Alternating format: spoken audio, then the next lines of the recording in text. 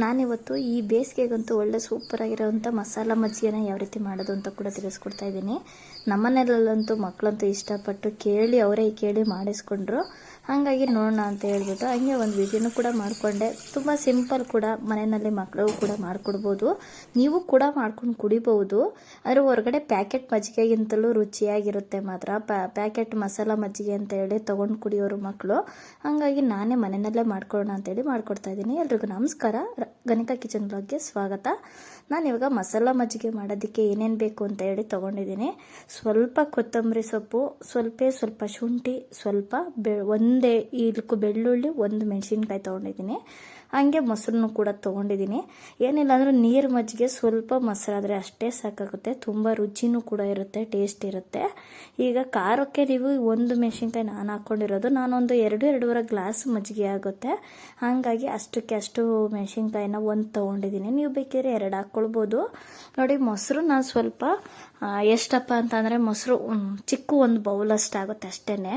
ಅಷ್ಟನ್ನು ಹಾಕ್ಕೊಂಡು ಚೆನ್ನಾಗಿ ಕಡ್ಕೋಬೇಕು. ಅದು ಒಂಥರ ಏನು ಎಪ್ಪೆಪ್ ಥರ ಇರುತ್ತಲ್ಲ, ಅದೆಲ್ಲ ನೀಟಾಗಿ ಕಡ್ಕೋಬೇಕು. ಅವಾಗ ಮಂತಿಂದ ಕಡ್ಕೋಬೇಕು. ಕೆಲವೊಬ್ಬರು ಮಿಕ್ಸಿನಲ್ಲಿ ಕಡ್ಕೊತಾರೆ, ಹೆಂಗಾದರೂ ಸರಿ, ಒಟ್ಟಿನಲ್ಲಿ ನೀಟಾಗಿ ಕಡ್ಕೋಬೇಕು ಅಷ್ಟೇ. ನೋಡಿ, ನೀಟಾಗಿ ಹಿಂಗೆ ಎಲ್ಲ ಫುಲ್ಲು ಕಡ್ಕೊಬೇಕು. ನೀರು ಸ್ವಲ್ಪ ಜಾಸ್ತಿನೇ ಹಾಕ್ಕೊಳ್ಬೇಕು. ಸ್ವಲ್ಪ ತಿಳಿ ಮಜ್ಜಿಗೆ ಮಾಡ್ಕೋಬೇಕು, ಅವಾಗೆ ಚೆನ್ನಾಗಿರುತ್ತೆ. ನೋಡ್ತಾ ಇದ್ರಲ್ಲ, ಹಿಂಗೆ ಅಂದರೆ ನಮ್ಮನೆಯಲ್ಲಂತೂ ಮಕ್ಕಳಂತೂ ಮಜ್ಜಿಗೆನೇ ಕುಡಿತಾ ಇರಲಿಲ್ಲ. ಆದರೆ ಈ ಥರ ಮಸಾಲ ಮಜ್ಜಿಗೆನ ನಾನು ಮಾಡಿಕೊಟ್ಟಿದ್ದಕ್ಕೆ ಮಕ್ಕಳಂತೂ ಇಷ್ಟಪಟ್ಟು ಕೂಡ ಕುಡಿತಾರೆ. ಕೇಳಿ ಮಾಡಿಸ್ಕೊಂಡು ಇದೇ ಥರ ಮಜ್ಜಿಗೆನೇ ಮಾಡಿಸ್ಕೊಂಡು ಕುಡಿತಾರೆ ಅವರು. ಅದಕ್ಕೆ ನಾನಿವಾಗ ಏನು ಮಾಡಿದೆ, ಈಗ ಮೆಣಸಿನ್ಕಾಯಿನ ಮತ್ತು ಈ ಶುಂಠಿ, ಬೆಳ್ಳುಳ್ಳಿ, ಇದೆಲ್ಲ ಕೊತ್ತಂಬರಿ ಇದೆಯಲ್ಲ, ಅದನ್ನು ಒಂದು ಇದ್ರ ಮೇಲೆ ಇಟ್ಕೊಂಡು, ಮಣೆ ಮೇಲೆ ಇಟ್ಕೊಂಡು ಕುಟ್ಟಿ ಸ್ಮ್ಯಾಶ್ ಮಾಡ್ಕೊತಾ ಇದ್ದೀನಿ. ನೀವು ಬೇಕಿದ್ರೆ ಕುಟ್ಟಾಣಿ ಇದ್ದರೆ ಅದರಲ್ಲೇ ಕುಟ್ಕೊಳ್ಳಿ, ಅವಾಗೆ ಸರಿ ಹೋಗುತ್ತೆ. ನಾನು ಕುಟ್ಟಾಣಿ ಇಲ್ಲ, ಹಂಗಾಗಿ ಸುಮ್ಮನೆ ಇದರಲ್ಲೇ ತರಿಯಾಗಿ ಸ್ಮ್ಯಾಶ್ ಮಾಡಿಕೊಂಡು ಇದನ್ನು ನಾನು ಸೋಸ್ಬಿಡ್ತೀನಿ. ನಾನು ಇವಾಗ ಅದಕ್ಕೆ ಒಂದು ಬೌಲ್ನಲ್ಲಿ ಜಾಲರಿ ಕೂಡ ತೊಗೊಂಡಿದ್ದೀನಿ. ಸೋಸೋದನ್ನು ತೊಗೊಂಡು ಹಾಕ್ಕೊಳ್ತಾ ಇದ್ದೀನಿ. ನೀವು ಬೇಕಿದ್ರೆ ಕುಟ್ಟಾಣಿನಲ್ಲೂ ಕುಟ್ಕೊಳ್ಬೋದು. ಕುಟ್ಟಾಣಿ ಇರೋರ್ಗಂತೂ ಈಸಿನೇ ಆಗುತ್ತೆ, ಇನ್ನೂ ಏನಂತ ರಿಸ್ಕ್ ಆಗಲ್ಲ. ನಾನು ಕುಟ್ಟಾಣಿ ಇಲ್ಲ, ಹಂಗೆ ಇದರಲ್ಲಿ ನೀರು ಹಾಕ್ಬಿಟ್ಟು ಈಗ ಖಾರ ಅಂಶ, ಅದು ಮಸಾಲನ ನಾವು ಇವಾಗ ಸೋಸ್ಕೋಬೇಕಾಗುತ್ತೆ. ನೋಡಿ, ಹೀಗೆ ನೀರು ಹಾಕ್ಬಿಟ್ಟು ಇಟ್ಟಿದ್ದೀನಿ. ಸ್ವಲ್ಪ ಎಲ್ಲ ಫುಲ್ ಖಾರ ಎಲ್ಲ ಬಿಟ್ಟಿರುತ್ತೆ. ಅಷ್ಟರಲ್ಲಿ ಮಜ್ಜಿಗೆಗೆ, ಕಡ್ದಿಟ್ಟಿರೋ ಮಜ್ಜಿಗೆಗೆ ಉಪ್ಪು ಹಾಕೊಂಡ್ಬಿಡ್ತಾ ಇದ್ದೀನಿ. ಸ್ವಲ್ಪ ಉಪ್ಪು ಮುಂದೆ ಇದ್ರೇ ಚೆನ್ನಾಗಿರುತ್ತೆ. ನೀವು ಬೇಕಿದ್ರೆ ಉಪ್ಪನ್ನ ಕಡಿಮೆ ಕೂಡ ಮಾಡ್ಕೊಳ್ಬೋದು. ನಾನು ಸ್ವಲ್ಪ ಉಪ್ಪು ಜಾಸ್ತಿ ಆಯಿತು ಅನ್ಸಿದ್ರೆ, ಇಲ್ಲ ಕರೆಕ್ಟಾಗಿದೆ, ಹದವಾಗೇ ಐತೆ. ನಾವು ಉಪ್ಪು ಕೂಡ ಜಾಸ್ತಿನೂ ತಿನ್ನಲ್ಲ, ತೀರಾ ಕಡಿಮೆನೂ ತಿನ್ನಲ್ಲ, ಮೀಡಿಯಮ್ ಆಗಿ ಹಾಕ್ಕೊಳ್ಳೋದು. ಹಾಗಾಗಿ ಅಷ್ಟು ಉಪ್ಪು ಕರೆಕ್ಟಾಗಿದೆ. ನಾನು ಹಾಕಿದ್ದು 1-1.5 ಸ್ಪೂನಷ್ಟು ಆಗುತ್ತೆ, ಸ್ಪೂನ್ ಅಳತೆನಲ್ಲಿ. ಅಷ್ಟು ಮಜ್ಜಿಗೆಗೆ ಅಷ್ಟು ಉಪ್ಪು ಬೇಕೇ ಬೇಕಾಗುತ್ತೆ. ನೋಡ್ತಾ ಇರಲ್ಲ, ಹೀಗೆ ಖಾರ ಎಲ್ಲ ಮಸಾಲನ ಹಿಂಗೆ ಸೋಸ್ಕೊಂಡ್ಬಿಡ್ಬೇಕು. 1 ಸ್ಪೂನಿಂದ ಪ್ರೆಸ್ ಮಾಡಿದ್ರೆ ಖಾರ ಅಂಶ ಎಲ್ಲ ಬರುತ್ತೆ.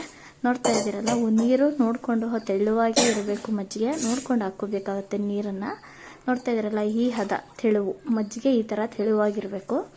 ಕೆಲವೊಬ್ಬರು ಇನ್ನೂ ತೆಳುವು ಮಾಡ್ತಾರೆ. ಸಾಕು, ಇಷ್ಟು ಮೀಡಿಯಮ್, ತೀರಾ ತೆಳುವೂ ಇಲ್ಲ, ತೀರಾ ಗಟ್ಟಿನೂ ಇಲ್ಲ, ಮೀಡಿಯಮ್ ಆಗಿ ತೆಳುವಾಗಿ ಇದೆ. ಹೀಗೆ ಚೆನ್ನಾಗಿ ಮಿಕ್ಸ್ ಮಾಡಬೇಕು. ಉಪ್ಪು ಎಲ್ಲ ಅಂಟಬೇಕಲ್ಲ, ಉಪ್ಪು ಎಲ್ಲ ಕಡೆನೂ ಮಿಕ್ಸ್ ಆಗಬೇಕು. ಇದು ಖಾರನೂ ಕೂಡ ಎಲ್ಲ ಕಡೆ ಮಿಕ್ಸ್ ಆಗಬೇಕು. ಹಾಗೆ ಎಲ್ಲ ಚೆನ್ನಾಗಿ ಮಿಕ್ಸ್ ಮಾಡ್ಕೊಂಡ್ಬಿಡ್ತೀನಿ. ನೋಡ್ತಾ ಇದ್ದೀರಲ್ಲ, ಮಜ್ಜಿಗೆ ಅಂತೂ ಸಖತ್ತಾಗಿರೋ ಮಜ್ಜಿಗೆ ಮಾತ್ರ. ನಾವು ಮನೆಯಲ್ಲೇ ಮಸಾಲ ಮಜ್ಜಿಗೆನ ರೆಡಿ ಮಾಡ್ಕೊಳ್ಬೋದು. ತುಂಬ ಸ್ವಲ್ಪ ಎಲ್ಲರೂ ಆಲ್ಮೋಸ್ಟ್ ಮನೆಯಲ್ಲೇ ಮಾಡ್ಕೊಳ್ಳೋದು. ಇನ್ನು ಅಂತ ಯಾರು ಏನು ಹೊರಗಡೆ ಏನು ತೊಗೊಳಲ್ಲ, ಎಲ್ಲ ಒಬ್ಬರು ತೊಗೊಳ್ತಾರಲ್ಲ. ಹಂಗಾಗಿ ನೀವೇ ಮನೆಯಲ್ಲೇ ಮಾಡಿಕೊಂಡ್ರೆ ಈ ಬೇಸಿಗೆಗಂತೂ ಸೂಪರ್ ತಂಪಾಗಿರುತ್ತೆ. ಒಳ್ಳೆ ನೀವೇ ಮಸಾಲ ಮಜ್ಜಿಗೆ ಒಳ್ಳೆ ರುಚಿಯಾಗಿ ನೀವೇ ಮಾಡಿಕೊಡ್ಬೋದು ಮನೆಯಲ್ಲಿ. ಮಕ್ಳಿಗಂತೂ ಈ ಥರ ಗ್ಲಾಸಲ್ಲಿ, ಇಷ್ಟು ದೊಡ್ಡ ಗ್ಲಾಸಲ್ಲಿ 2.5 ಗ್ಲಾಸ್ ಮಜ್ಜಿಗೆ ಆಗುತ್ತೆ. ನೋಡ್ತಾ ಇದ್ದೀರಲ್ಲ, ನಾನು ಮಾಡಿರೋದು ಈ ಥರ ಮಜ್ಜಿಗೆ. ನೋಡಿ ಹೇಗಿದೆ ಅಂತ ಹೇಳಿ. ನೋಡೋದಕ್ಕಂತೂ ತುಂಬ ಚೆನ್ನಾಗಿದೆ, ಕುಡಿಯೋದಕ್ಕಂತೂ ಇನ್ನೂ ತುಂಬ ಚೆನ್ನಾಗಿದೆ. ನೀವು ಒಂದ್ಸಲ ಈ ಥರ ಮಜ್ಜಿಗೆ ಟ್ರೈ ಮಾಡಿ. ಒಬ್ಬೊಬ್ಬರು ಒಂದೊಂದು ಥರ ಮಾಡ್ತಾರೆ ಅನಿಸುತ್ತೆ. ನಾನು ಈ ಥರ ಮಾಡಿದ್ದೀನಿ. ಅಂದರೆ ಮಜ್ಜಿಗೆ ಮಾಡೋದೇನಂತ ದೊಡ್ಡ ವಿಷಯ ಏನಲ್ಲ. ನೋಡ್ತಾ ಇದ್ರಲ್ಲ, ಹೀಗೆ ಮಾಡಿದ್ದೀನಿ. ಹಂಗೆ ಹೊಸಬ್ರು ಯಾರಾದರೂ ನನ್ನ ಚಾನಲ್ನ ನೋಡ್ತಾ ಇದ್ರೆ ಇನ್ನೂ ಸಬ್ಸ್ಕ್ರೈಬ್ ಮಾಡಿಲ್ಲ ಅಂದರೆ ಈಗಲೇ ತಪ್ಪದೆ ಸಬ್ಸ್ಕ್ರೈಬ್ ಮಾಡ್ಕೊಡಿ. ಎಲ್ರಿಗೂ ನಮಸ್ಕಾರ. ಮುಂದಿನ ವಿಡಿಯೋದಲ್ಲಿ